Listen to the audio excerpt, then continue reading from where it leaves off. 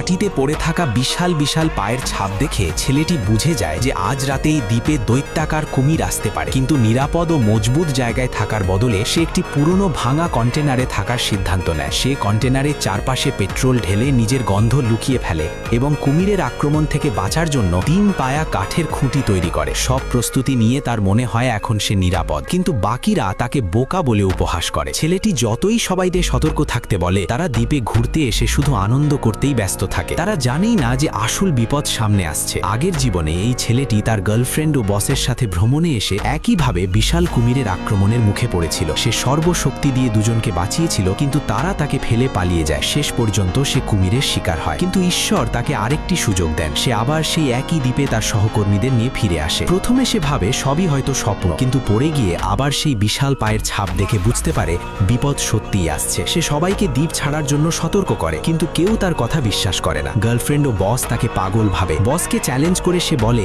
এই পায়ের ছাপই প্রমাণ যে বিপদ খুব কাছেই, তবুও কেউ শোনে না। অবশেষে ছেলেটি একাই কন্টেনারে থাকার সিদ্ধান্ত নেয়, কারণ সে জানে এবার আসা ঝড় আগের চেয়ে ভয়ঙ্কর হবে। সে 2 বালতি পেট্রোল ঢেলে চারপাশ ঘিরে ফেলে এবং শক্ত কাঠের খুঁটি তৈরি করে। তার বিশ্বাস এবার সে বাঁচবে। কিন্তু রাত নামার পরও বাকিরা বিপদের গুরুত্ব বোঝে না। গার্লফ্রেন্ড ও বস নিজেদের আনন্দে ব্যস্ত থাকে, আতশবাজি জ্বালায়, রোমান্স করে। ছেলেটি ছুটে গিয়ে আতশবাজি নিভিয়ে দেয় এবং সতর্ক করে এতে কুমির আকৃষ্ট হতে পারে। হঠাৎ তীব্র বজ্রপাত হয়, ভয়ে মেয়েটি পড়ে যায়। ছেলেটি সর্বশক্তি দিয়ে তাকে কন্টেনারে পৌঁছে দেয়। 3 জন আতঙ্কিত হয়ে বাইরে তাকায়, অথচ বাকিরা এখনো পানিতে খেলছে, হাসছে, প্রেমে মগ্ন। ঠিক তখনই কুমির তাদের খুব কাছে চলে আসে, আর সবাই বুঝতে পারে বিপদ সত্যি এসে গেছে।